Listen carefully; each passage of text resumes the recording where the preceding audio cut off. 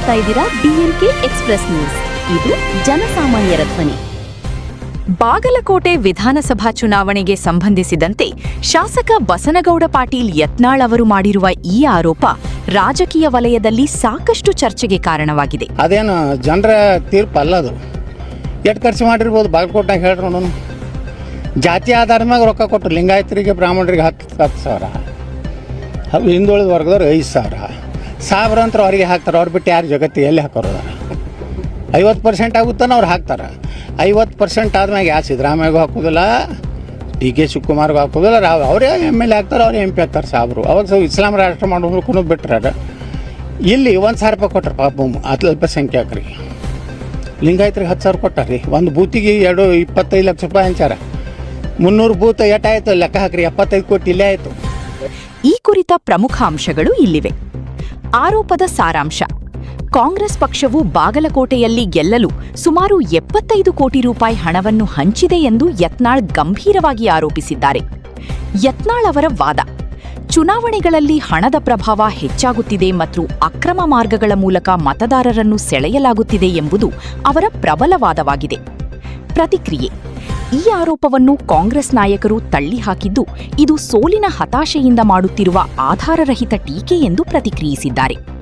ಇಂಥ ಆರೋಪಗಳು ಸಾಮಾನ್ಯವಾಗಿ ಚುನಾವಣಾ ಆಯೋಗದ ಗಮನಕ್ಕೆ ಬರುತ್ತವೆ, ಆದರೆ ಸೂಕ್ತ ಸಾಕ್ಷ್ಯಾಧಾರಗಳಿಲ್ಲದೆ ಇವುಗಳನ್ನು ಸಾಬೀತುಪಡಿಸುವುದು ಕಷ್ಟಕರವಾಗಿರುತ್ತದೆ. ಕರ್ನಾಟಕ ರಾಜಕಾರಣದಲ್ಲಿ ಇತ್ತೀಚಿನ ದಿನಗಳಲ್ಲಿ ಹಣದ ರಾಜಕೀಯದ ಕುರಿತು ಆಡಳಿತ ಮತ್ತು ಪ್ರತಿಪಕ್ಷಗಳ ನಡುವೆ ಇಂಥ ವಾಗ್ಯುದ್ಧಗಳು ಸಾಮಾನ್ಯ ಎಂಬಂತಾಗಿದೆ. ಅದೇನು ಜನರ ತೀರ್ಪು ಅಲ್ಲದು. ಎಷ್ಟು ಖರ್ಚು ಮಾಡಿರ್ಬೋದು ಬಾಗಲಕೋಟೆಗೆ ಹೇಳ್ರಿ ನೋಡೋಣ. ಜಾತಿ ಆಧಾರದ ಮ್ಯಾಗ ರೊಕ್ಕ ಕೊಟ್ಟರು. ಲಿಂಗಾಯತರಿಗೆ ಬ್ರಾಹ್ಮಣರಿಗೆ 10,000, ಹಿಂದುಳಿದ ವರ್ಗದವ್ರು 5,000, ಸಾವಿರಾಂತರ ಅವ್ರಿಗೆ ಹಾಕ್ತಾರೆ. ಅವ್ರು ಬಿಟ್ಟು ಯಾರು ಜಗತ್ತಿಗೆ ಎಲ್ಲಿ ಹಾಕೋರು? 50% ಆಗುತ್ತಾನೆ ಅವ್ರು ಹಾಕ್ತಾರೆ. 50% ಆದ್ಮ್ಯಾಗ ಯಾರು ಸಿದ್ದರಾಮಯ್ಯಗೂ ಹಾಕೋದಿಲ್ಲ, DK ಶಿವಕುಮಾರ್ಗೂ ಹಾಕೋದಿಲ್ಲ, ಅವರೇ MLA ಆಗ್ತಾರೆ, ಅವರೇ MP ಆಗ್ತಾರೆ ಸಾಬ್ರು. ಅವಾಗ ಇಸ್ಲಾಂ ರಾಷ್ಟ್ರ ಮಾಡೋದಕ್ಕೂ ಬಿಟ್ಟರೆ ಇಲ್ಲಿ 1,000 ರೂಪಾಯಿ ಕೊಟ್ಟರು ಪಾಪ ಅಲ್ಪಸಂಖ್ಯಾತರಿಗೆ. ಲಿಂಗಾಯತರಿಗೆ 10,000 ಕೊಟ್ಟಾರ್ರಿ. ಒಂದು ಬೂತಿಗೆ 25 ಲಕ್ಷ ರೂಪಾಯಿ ಹಂಚಾರ. 300 ಬೂತ್ ಎಷ್ಟಾಯಿತು ಲೆಕ್ಕ ಹಾಕ್ರಿ, 75 ಕೋಟಿ ಇಲ್ಲೇ ಆಯಿತು.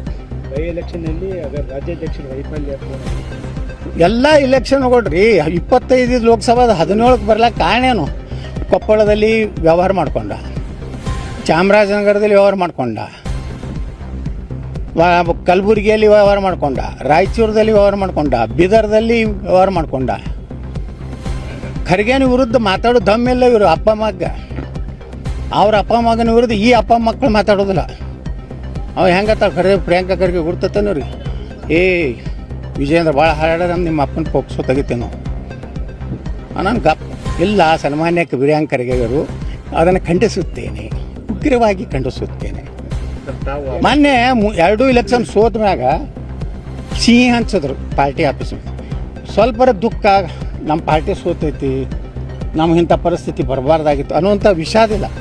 ಅದು ಏನು ಹೇಳ್ತಾರೆ ಸ್ಟೇಟ್ಮೆಂಟು, ನೀವು ಬಿಟ್ಟು ಅದು ಈ ಬೈ ಎಲೆಕ್ಷನ್ ತಲೆ ಕೆಡಿಸೋಬೇಡಿ, ನಮ್ಮ ತಂದೆ ಸಂಭ್ರಮೋತ್ಸವದ ಬಗ್ಗೆ ಚಿಂತನೆ ಮಾಡಿ ಅಂತ ಹೇಳ್ತಾನೆ.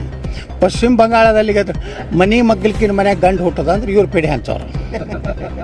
ಇವು ಎಲ್ಲ ಗೊಡ್ಡೆ ಅದಾವ. ಇಲ್ಲಿ ಹುಟ್ಟೋದು ಎಲ್ಲಿದೆ? ಮಗ್ಗಲು ಹುಟ್ಟದ ಆಸಾಮ್ ಅಂದ್ಕೊಂಡೆ ಪೇಡೆ ತಿನ್ನೋದು, ಪಶ್ಚಿಮ ಬಂಗಾಳ ಪೇಡೆ ತಿನ್ನೋದು, ಯಾವುದು ಪಾಂಡಿಚೇರಿ ಪೇಡೆ ತಿನ್ನೋದು, ಪುದುಚೇರಿ. ನೀವೇನು ತಿಳಕತ್ತೀರಿ ಇಲ್ಲಿ? ಅದೇನು ಜನರ ತೀರ್ಪು ಅಲ್ಲದು. ಎಷ್ಟು ಖರ್ಚು ಮಾಡಿರ್ಬೋದು ಬಾಗಲಕೋಟೆಗೆ ಹೇಳ್ರಿ ನೋಡೋಣ. ಜಾತಿ ಆಧಾರದ ಮ್ಯಾಗ ರೊಕ್ಕ ಕೊಟ್ಟರು. ಲಿಂಗಾಯತರಿಗೆ ಬ್ರಾಹ್ಮಣರಿಗೆ 10,000, ಹಿಂದುಳಿದ ವರ್ಗದವ್ರು 5,000, ಸಾವಿರಾಂತರ ಅವ್ರಿಗೆ ಹಾಕ್ತಾರೆ. ಅವ್ರು ಬಿಟ್ಟು ಯಾರು ಜಗತ್ತಿಗೆ ಎಲ್ಲಿ ಹಾಕೋರು?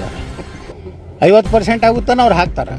50% ಆದ್ಮ್ಯಾಗ ಯಾರು ಸಿದ್ದರಾಮಯ್ಯಗೂ ಹಾಕೋದಿಲ್ಲ, DK ಶಿವಕುಮಾರ್ಗೂ ಹಾಕೋದಿಲ್ಲ, ಅವರೇ MLA ಆಗ್ತಾರೆ, ಅವರೇ MP ಆಗ್ತಾರೆ ಸಾಬ್ರು. ಅವಾಗ ಇಸ್ಲಾಂ ರಾಷ್ಟ್ರ ಮಾಡೋದಕ್ಕೂ ಬಿಟ್ಟರೆ ಇಲ್ಲಿ 1,000 ರೂಪಾಯಿ ಕೊಟ್ಟರು ಪಾಪ ಅಲ್ಪಸಂಖ್ಯಾತರಿಗೆ.